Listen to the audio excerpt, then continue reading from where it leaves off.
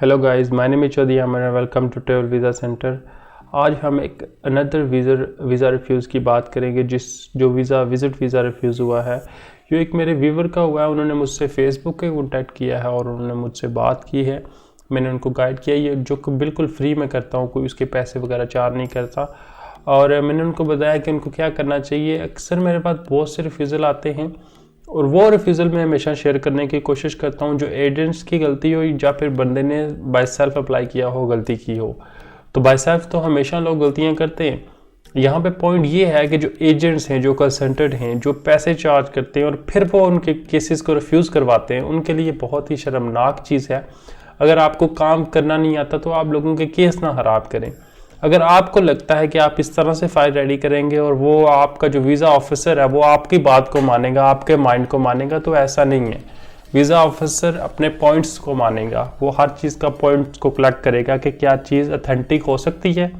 वो भी एक इंसान है, वो भी हमारी तरह सोचता है और वो सोचेगा कि इस तरह से बंदे ने ये केस शो करवाया, क्या हो सकता है ऐसा। अगर उसको लगेगा कि ऐसा नहीं हो सकता, ये जस्ट यूके आने के लिए या फिर किसी भी मुल्क आने के लिए उसने शो करवाया, तो वीज़ा आपका रिफ्यूज़ है। मैंने काफ़ी दफ़ा अपने वीडियोस में बताया कि आप ऐसे एजेंट्स के पास जाएं ना जिनको नॉलेज नहीं है। आप उनसे बात करें, अगर वो आपको लग रहा है कि नहीं यहाँ पे वो गलती कर रहे हैं, तो 10 मीन वो आपको बस फंसा रहे हैं। वो उनके 50,000 40,000 जो फीस लेंगे और आपका केस ख़राब कर देंगे। यहाँ पे 7 डेज़ के लिए ये जो व्यूवर है मेरा, उनका नाम मेंशन नहीं करूँगा मैं, उन्होंने 7 डेज़ के लिए वीज़ा अप्लाई किया। उनकी एक अच्छी सैलरी थी, 82,000 और गवर्नमेंट एम्प्लॉयड थे, ठीक है। जो उनके पास एडिशनल इनकम नहीं थी, उन्होंने वो लगाई 82,000 रुपीज़ की सैलरी स्लिप के साथ।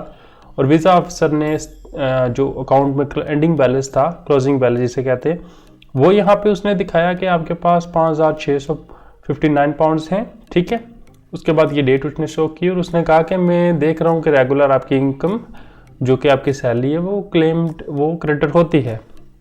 यहाँ पे उसने कहा कि आपके स्पाउस ने पैसे ट्रांसफ़र किए हैं और उसको ये फर्स्ट ऑब्जेक्शन था कि 90% तक आपकी टोटल इनकम में से उसने पैसे ट्रांसफ़र किए हैं, यानी कि 100 में से 90% आपके स्पाउस ने पैसे भेज दिए आपको, और वो थोड़े से पीछे छोड़ के वो कैसे अपना मंथली लिविंग एक्सपेंस ही नहीं कवर कर सकता। तो इसलिए वो सर्टिफाइड नहीं है, वो मुतमिन नहीं है। ये चीज़ उसको लग नहीं रहा कि ये शॉर्ट ट्रिप यूके के लिए उसने पैसे ट्रांसफ़र किए हैं, ठीक है। This undermine the credibility of your application. और ये चीज़ एडवाइस की थी किसी एजेंट ने। अब बंदा उससे ये पूछे कि जिस बंदे के पास 10 लाख अकाउंट में पड़े हैं उसको 6,38,000 ट्रांसफर करवाने की क्या जरूरत थी। 10 lakh is enough amount even for 2 or 3%। 2% is enough, और 3% भी कभी कभी हो जाता है। अगर आप 3% हैं तो 10 लाख आपके अकाउंट में पड़े हैं, आप इकट्ठे जा रहे हैं, तो यानी कि आपके होटल के खर्चे कम होंगे। तो आपको सिर्फ जो टिकट्स हैं वो 3 लाख रुपए के पड़ जाएंगे अगर 3% जा रहे हैं, तो यानी कि 7 लाख रुपए आपके पास फिर भी हैं अगर आप वहाँ पे यूज़ करना चाहें। तो इस हिसाब से आप 50 पाउंड पर डे के लगा लें तो 150 पाउंड 3 बंदों का पर डे के हिसाब से 7 डेज़ के लिए जा रहे हैं, तो आप वहाँ पे हिसाब लगा सकते हैं कि आपके कितने पैसे खर्च होंगे। अगर 3% है फिर भी आप 5 लाख खर्च करने जा रहे हैं, 5 लाख आपके अकाउंट में बैक सेविंग में है, तो इनफ अमाउंट है। 5 लाख इनफ अमाउंट है कि आपके सेविंग में जब वापस आएंगे तो आपके अकाउंट्स खाली नहीं होंगे। तो यहाँ पे एजेंट ने ये गलती उनसे करवाई, उन्होंने की, और ये रिफ्यूज़ल है। उसके बाद यहाँ पे अगली बात जो बहुत मज़े की है, यहाँ पे मैं आपको एक चीज़ पढ़ के सुना दूँ। शोइंग ए closing balance 5,600 pound, 669 pound, 5,659 pounds. देखें इस डेट को इतने पाउंड्स उनके अकाउंट में क्लोजिंग बैलेंस था। तो एजेंट साहब ने ये लिखा कि आप 6,000 पाउंड उस ट्रिप पे खर्च करेंगे। आप जा कितने दिन के लिए रहे? 7 डेज़ के लिए। इवन 2 or 3% 6,000 पाउंड कहाँ पे खर्च करेंगे? यहाँ पे ये फिर यही चीज़ आ जाती है, the further undermine the credibility of your application. अब देखिए सिंपल सी बात है, अगर कोई बंदा यूके में है तो वो मंथली अपनी जो सैलरी उसकी है ना यूके में 1200 पाउंड से लेके 2500 पाउंड तक है। तो एक बंदा पाकिस्तान से जा रहा है जिसकी इनकम सिर्फ 400 पाउंड है, ठीक है, वो 6,000 पाउंड सिर्फ 7 डेज़ के लिए वहाँ पे खर्च करने के लिए जा रहा है। ये तो बहुत ही अजीब सी बात है, और जिसने भी ये फील किया ना, मुझे नहीं लगता कि उसके पास कोई नॉलेज है। वो भी इमिग्रेशन के हवाले से, वो भी खास करके यूके के हवाले से।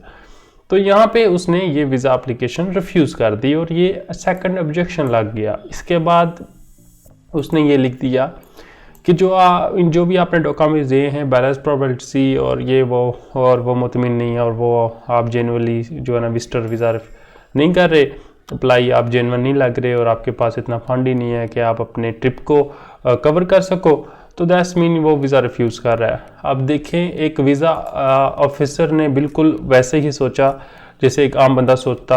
अगर मेरे पास ऐसी एप्लीकेशन आती मैं सोचता, सबसे पहले अगर वो यहाँ पे अपना ये वाला तुक्का ना मारता, उनके पास 10 लाख थे, सेकंड ये उसका ऑब्जेक्शन क्लियर हो जाता अगर ये वाला तुक्का ना लगता। उसके बाद सेकंड ये कि अगर वो 2% जा रहे थे तो 1400 पाउंड इनफ थे 7 डेज़ के लिए। अगर 1% था 750 पाउंड इनफ थे 7 डेज़ के लिए, जिसमें टिकट्स भी काउंट कर सकते हैं। 80,000 to 1 लाख रुपए का टिकट है, ठीक है, पाकिस्तानी रुपए का।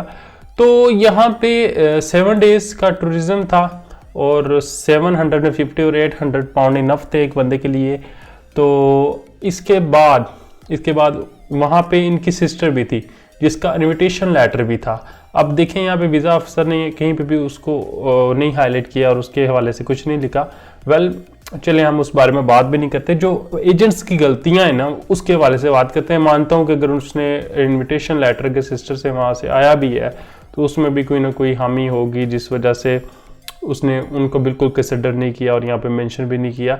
वो भी एक अच्छे तरीके से लिखना पड़ता है और फिर वीज़ा अफसर को शो करवाना पड़ता है सिग्नेचर साइन के साथ।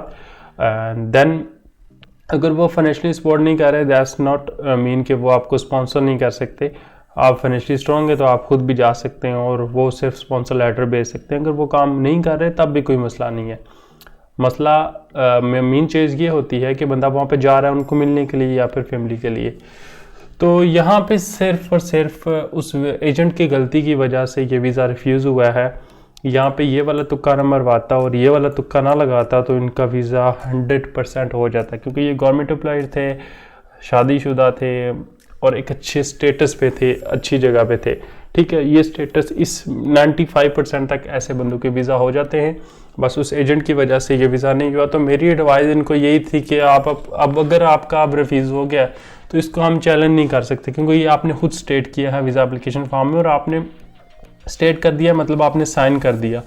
तो जो वीज़ा ऑफिसर है उसको यही लगता है कि आपने साइन किया, आपने फिल किया। वो ये नहीं कहेगा कि आपके जो एजेंट ने वो गलत फिल कर दिया और दैट्स वाई आपकी प्रोफाइल गलत गई। तो इनको मैंने ये एडवाइस दी है 6 मंथ to 1 ईयर तक वेट करें, इस रिफ्यूज़ल को क्लियर करें। सबसे पहला जो आपका ये रिफ्यूज़ल क्लियर हो जाएगा, जो ब्लंडर उसने मारा है, उसके बाद ये वाला क्लियर हो जाएगा और आप वहाँ पे एक्सप्लेन कर दीजिएगा कि आपने क्यों ये लिखा था और आप क्यों वहाँ पे जाके इतने ज़्यादा पाउंड्स खर्च करने वाले थे। और दैट्स इनफ।